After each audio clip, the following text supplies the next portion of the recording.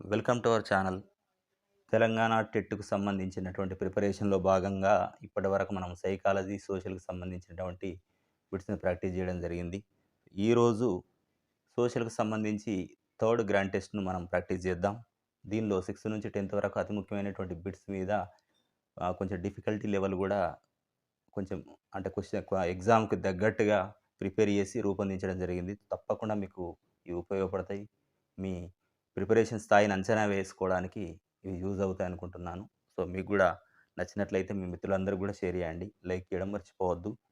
Question number 1 తీసుకుంటే ఇక్కడ geography and environment నుంచి తీసుకుంటే మ్యాచ్ ద ఫాలోయింగ్ ఇవ్వడం జరిగింది ఇక్కడ. Match the following atmospheric layers with their characteristics. వాతావరణ పొరలను వాటి లక్షణాలతో జతపరచమన్నాడు ఇక్కడ. So, troposphere, stratosphere, mesosphere, thermosphere. ఈ పక్కన వాటి లక్షణాలు ఇవ్వడం జరిగింది. సో, ఒకసారి అబ్జర్వ్ చేయండి. ఆన్సర్ కామెంట్ చేయండి.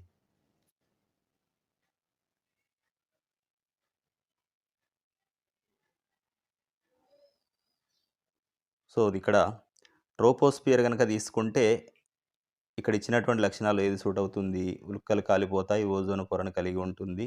వెదర్ ఫినామినా అంటే వాతావరణ మార్పులు. సో, ఇక్కడ వాతావరణ మార్పులనేది 1 is the C right answer. ట్రోపోస్ఫియర్‌లోనే ఈ వాతావరణ మార్పులనేటివి జరుగుతాయి.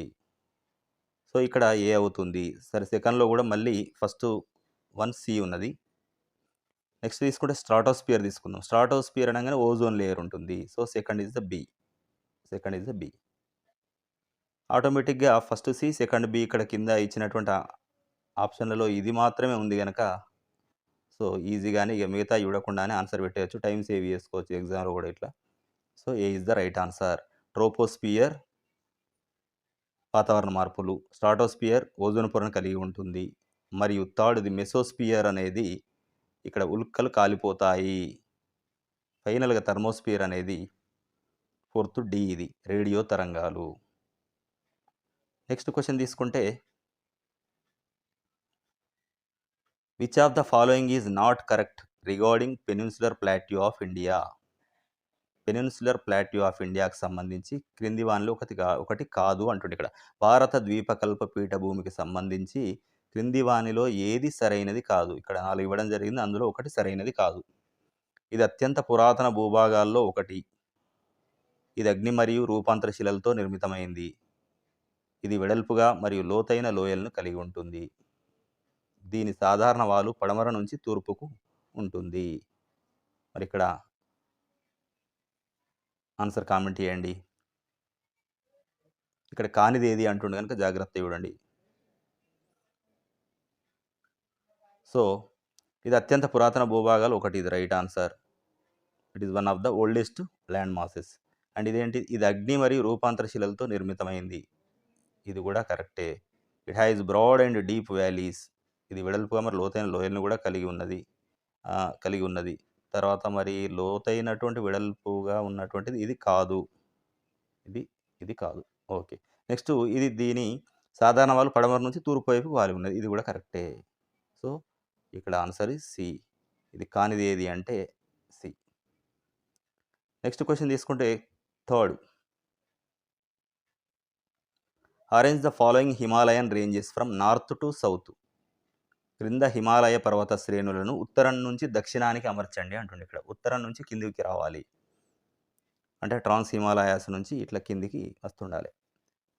ఇక్కడ శివాలిక్, హిమాద్రి, హిమాచల్ 3 ఇవ్వడం జరిగింది. ఆన్సర్లు చూడండి మరి.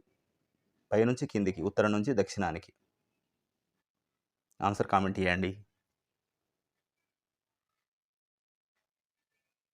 So, the answer is B.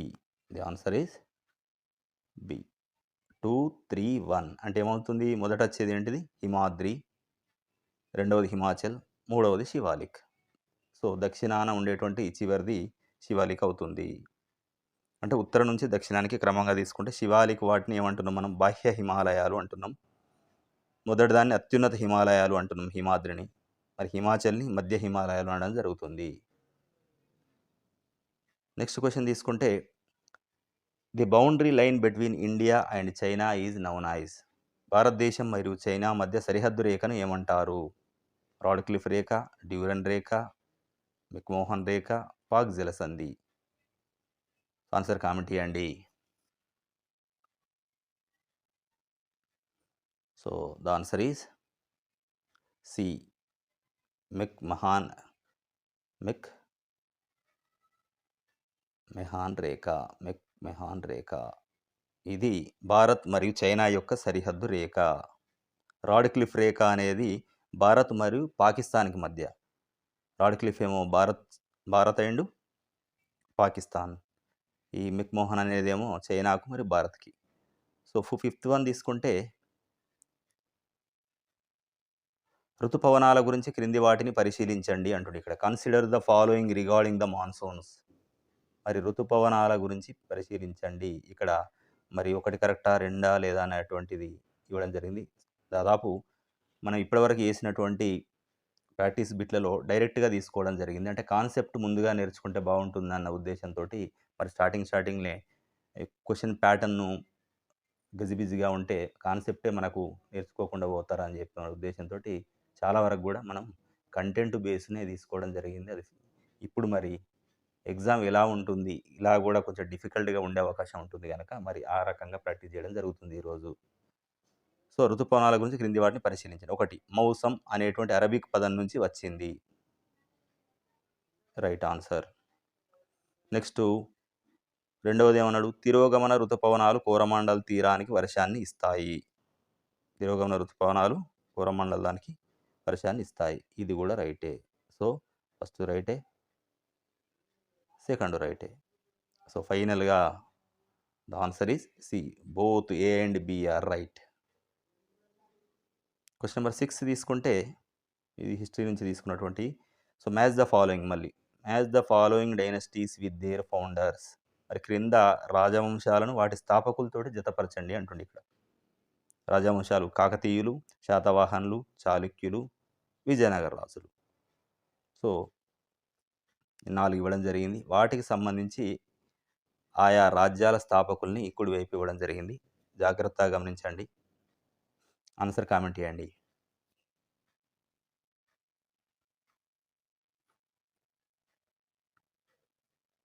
So ఇక్కడ కూడా ఏమవుతుంది, the answer is A. Answer is ఏ. ఏముంటుంది, 1B అంటుండే, అంటే Kakatiya వంశస్థాపకుడు వెన్నయ. Kakatiya వంశస్థాపకుడు వెన్నయ. Sorry,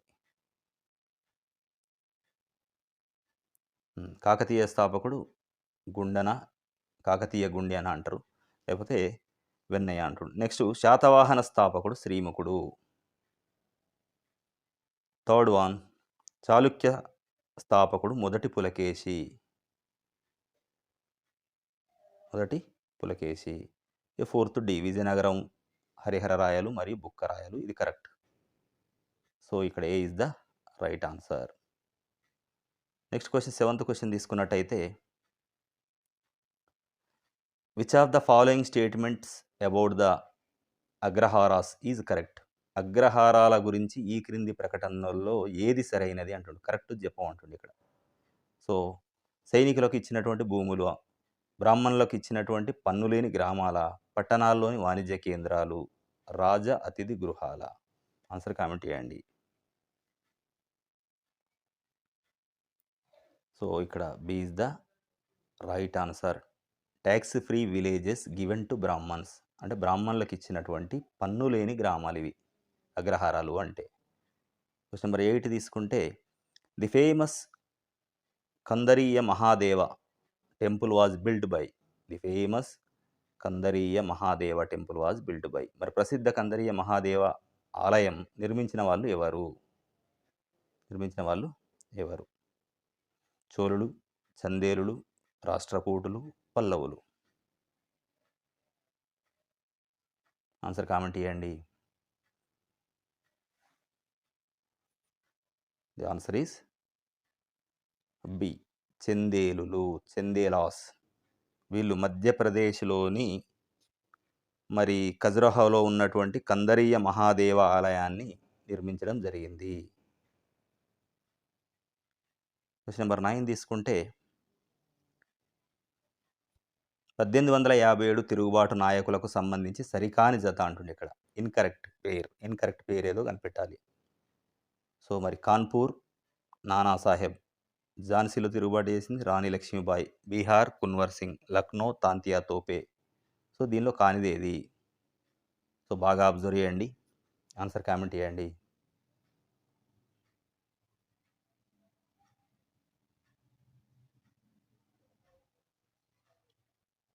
so, the answer is D.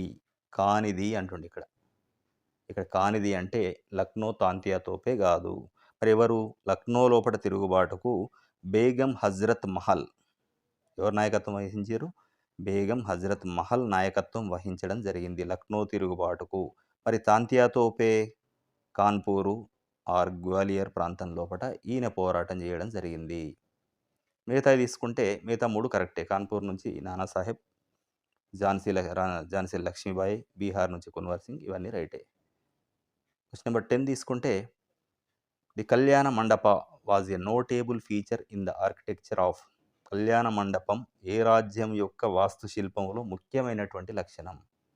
Pallava, Chola, Vijayanagara, Chalukya. So, answer comment చేయండి. So, the answer is C. Answer is C. ఇక్కడ విజయనగర. దేవాలయ ప్రాంగణం లోపట దేవుడి కళ్యాణం జరిపేందుకోసం ఈ కళ్యాణ మంటపాలు అనేటివి విజయనగర రాజుల కాలం లోపట వాస్తుశిల్పం యొక్క ప్రత్యేకత ఇది. C is the right answer. Question number 11 తీసుకుంటే which article of Indian constitution deals with the abolition of untouchability. భారత రాజ్యాంగంలోని ఏ నిబంధన అస్పృశ్యత నివారణ అంటే అంటరానితన నివారణ గురించి తెలుపుతుంది? Article 14, article 15, article 17, article 18. Answer comment చేయండి. The answer is C. Article 17. ఇది అంటరానితనాన్ని నిషేధించడం జరుగుతుంది. నెక్స్ట్ క్వశ్చన్ తీసుకుంటే సో ఇక్కడ మనకు కొన్ని అజర్షన్స్ అండ్ రీజన్ వీటికి సంబంధించి మ్యాచ్ చేయాల్సి ఉంటుంది. So the president of India is a formal head of the state. President of India is a formal head of the state. మరి రీజన్ ఏముంది ఇక్కడ? The prime minister and the council of ministers have real executive power. Real executive power ఎవరికి ఉంది అంటే భారత రాష్ట్రపతి దేశానికి రాజ్యాంగబద్ధమైనటువంటి అధిపతి అనేది ఇక్కడ అజర్షన్. ఇక్కడ రీజన్ తీసుకుంటే ప్రధానమంత్రి మరియు మంత్రిమండలికి వాస్తవ కార్యనిర్వాహక అధికారం అనేది ఉంటుంది. సో కింద ఉన్నటువంటి ఆప్షన్లు బాగా జాగ్రత్తగా గమనించి ఆన్సర్ కామెంట్ చేయండి. సో ఎక్కువ వరకు కూడా మరి టెట్కు సంబంధించి ప్రశ్నలు అడిగే విధానం అన్ని క్వశ్చన్లు ఇలాగే ఉంటుందని కాదు, కానీ ఖచ్చితంగా కొంతమేర మాత్రం క్వశ్చన్ పేపర్ ఇలాగే ఉంటుంది. డిఫికల్ట్గా అడగడం, తిప్పి అడగడం ఉంటుంది. సో కాన్సెప్ట్ మీద మనకు ఇప్పటికే అన్ని కాన్సెప్ట్ల మీద ప్రాక్టీస్ చేయడం జరిగింది కనుక దానికి ఏం బాధ లేదు. ఖచ్చితంగా మనం ఆన్సర్ చేయగలుగుతాం. So the answer is A. Answer is A. Both A and R R true. Both A and R R true. మరియు R is the correct explanation of A. ఇది ఆన్సర్. నెక్స్ట్ 13th తీసుకుంటే in which year was the right to information act enacted. RT act మరి ఏ సంవత్సరంలో? సమాచార హక్కు చట్టం ఏ సంవత్సరంలో అమల్లోకి వచ్చింది? 2004, 2005, 2009, 2010. ఆన్సర్ కామెంట్ చేయండి. The answer is B. 2005. 2005 లోపట మరియు ఎప్పుడు? అక్టోబర్ 12న, అక్టోబర్ 12th రోజు ఇది 2005 అక్టోబర్ 12th రోజు అమల్లోకి రావడం జరిగింది. క్వశ్చన్ నెంబర్ 14 తీసుకుంటే the co వారెంటో writ is issued for which of the following. కో వారెంటో అనేది రిట్ దేనికోసం జారీ చేయబడుతుంది?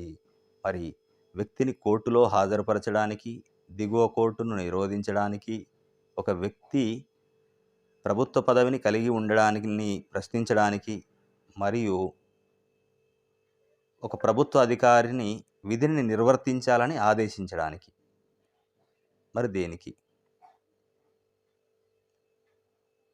ఆన్సర్ కామెంట్ చేయండి. Answer is C is the right answer. C is the right answer. ఏంటి? ఒక వ్యక్తి ప్రభుత్వ పదవిని కలిగి ఉండడాన్ని ప్రశ్నించడానికి, అంటే to challenge the legality of persons claim to a public office, ఇది కో వారెంట్ యూజ్ చేయడం జరుగుతుంది, రిట్ జారీ చేయడం జరుగుతుంది. క్వశ్చన్ నెంబర్ 15 తీసుకుంటే ఇక్కడ మ్యాచ్ ద ఫాలోయింగ్ ఇచ్చిండు. Constitutional features with the country from which they were borrowed. అంటే ఇక్కడ రాజ్యాంగ లక్షణాలను ఇవ్వడం జరిగింది. మరి ఆ రాజ్యాంగ లక్షణాలని ఏ దేశం రాజ్యాంగం నుంచి గ్రహించబడ్డాయో జతపరచాలి ఇక్కడ. సో ఆదేశిక సూత్రాలు, ప్రాథమిక హక్కులు, పార్లమెంటరీ వ్యవస్థ, ఉమ్మడి జాబితా ఇక్కడ ఇవి ఇవ్వడం జరిగింది. ఇక్కడ America, UK, Ireland and Australia ఇవ్వడం జరిగింది. జాగ్రత్తగా గమనించి మరి జతపరచండి.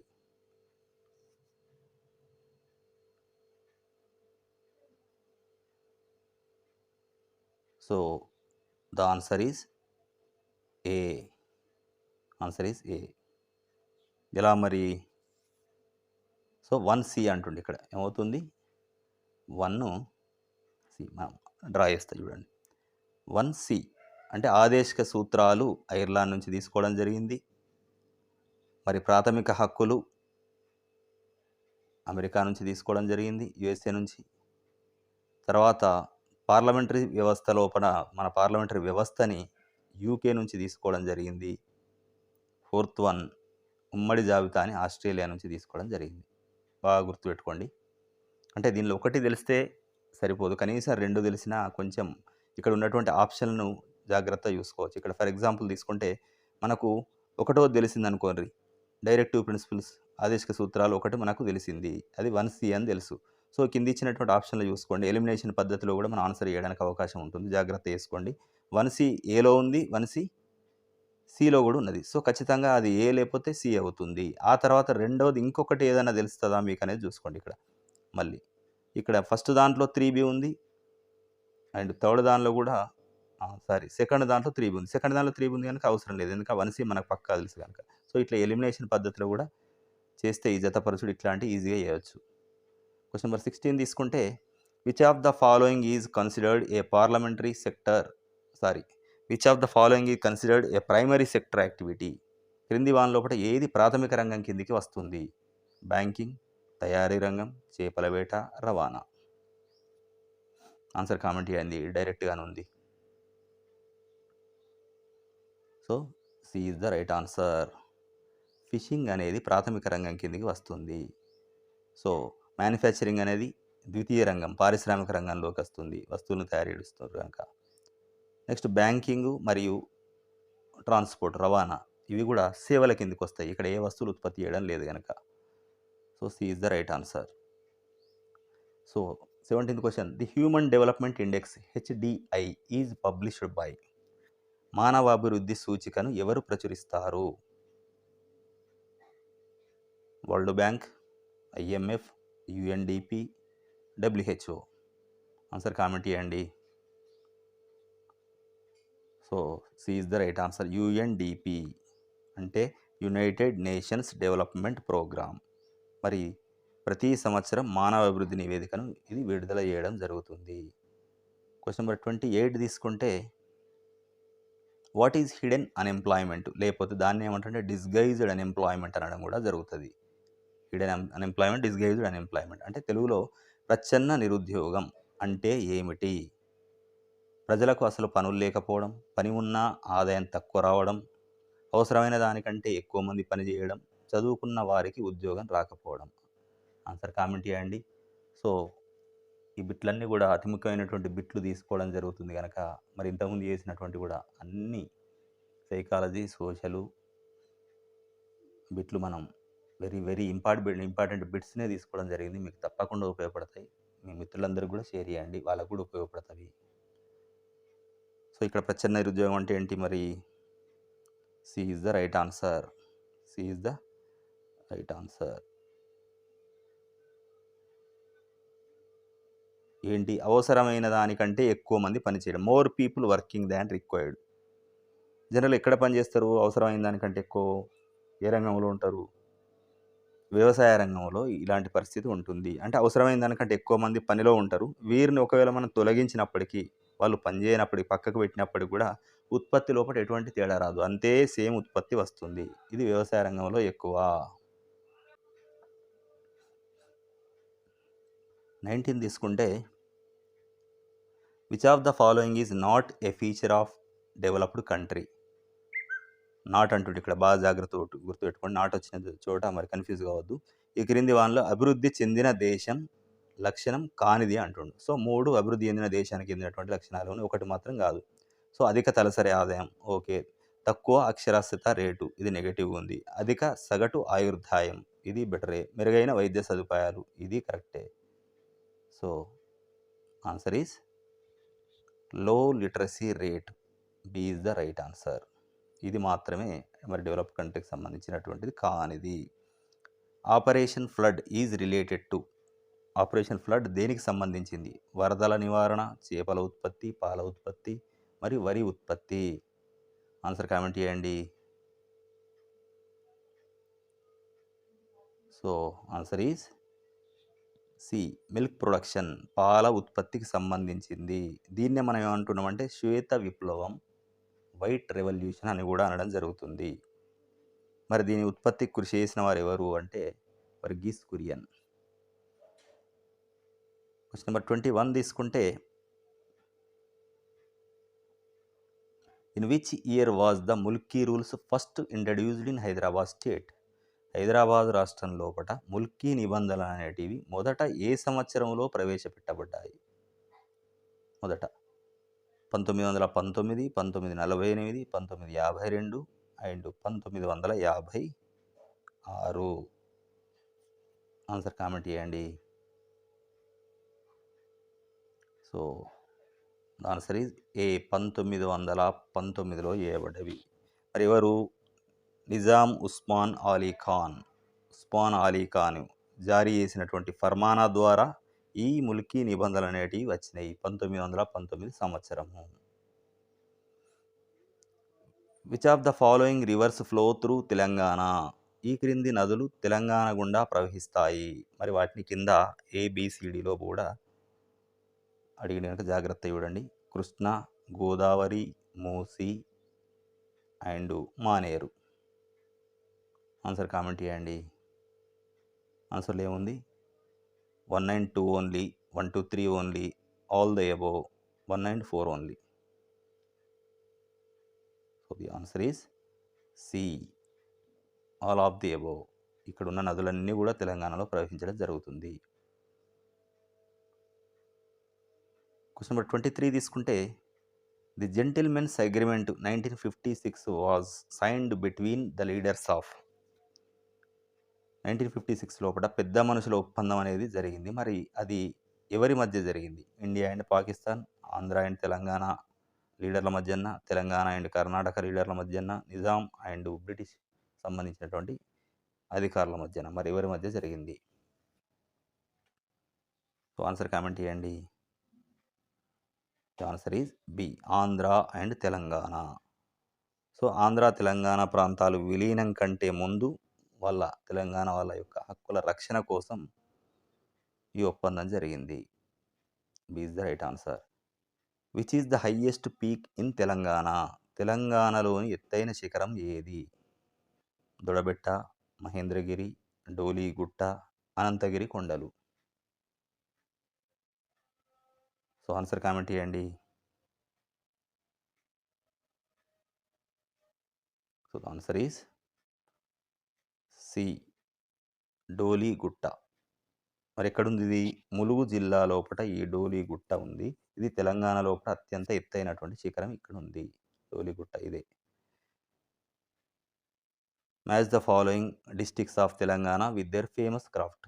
అంటే ఇక్కడ కొన్ని జిల్లాలు ఇవ్వబడ్డాయి. మరి ఆ జిల్లాలకు ఎదురుగా వాటి యొక్క ప్రసిద్ధ కళలతోటి జతపరచాల్సినటువంటి అవసరం ఉన్నది. బాగా అబ్జర్వ్ చేయండి. తెలంగాణలోని జిల్లాలను వాటి ప్రసిద్ధ కళలతో జతపరచండి. నిర్మల్, కరీంనగర్, యాదాద్రి, వరంగల్ ఇవ్వడం జరిగింది. ఇక్కడనేమో మరి కళలు ఏమున్నాయి? వెండి, ఫిలిగ్రీ, పోచంపల్లి చేనేత, బొమ్మలు మరియు పెయింటింగ్లు, కార్పెట్లు, లేదా ధర్రీలు. బాగా అబ్జర్వ్ చేయండి. దీనిలో కూడా ఇంతకుముందు చెప్పినట్టు మెథడే. సో, ఇట్లా జతపరచులో ఒకటి ఇచ్చినప్పుడు 1, 2 తెలిసినప్పుడు 2 తెలిస్తే బెటర్ ఈజీగా చేసేయవచ్చు చాలా సార్లు 90%. ఒకటి తెలిస్తే కూడా కొన్నిసార్లు అవకాశం ఉంటది. ఆన్సర్ కామెంట్ చేయండి. సో, ఆన్సర్ ఈజ్ ఇక్కడ కూడా ఏ. ఆన్సర్ ఈజ్ ఏ. మరి ఏముంది ఇక్కడ ఏ? ఒకసారి చూద్దాం మని జాయిన్ చేసి చూద్దాం. సో 1C అన్నాడు అంటే నిర్మల్. నిర్మల్ అంటే నిర్మల్ బొమ్మలకు ప్రసిద్ధి. పెయింటింగ్లు, బొమ్మలు. Okay. Second Yadadri. Second Karimnagar. Karimnagar జనరల్‌గా వెండి ఫిలిగ్రీ వాటికి ఫేమస్.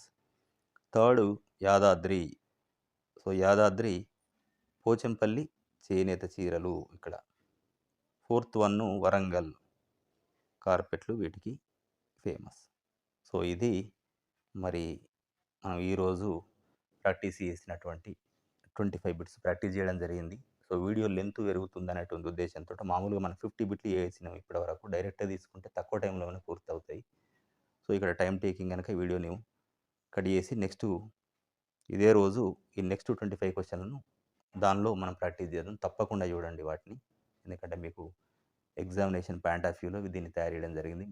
కనుక మీ మిత్రులందరికీ షేర్ చేయండి. మీరు తప్పకుండా లైక్ చేయండి. మీరు లైక్ చేయడం వల్ల చాలామందికి ఉపయోగపడి ఎక్కువ మందికి రీచ్ అవుతుంది.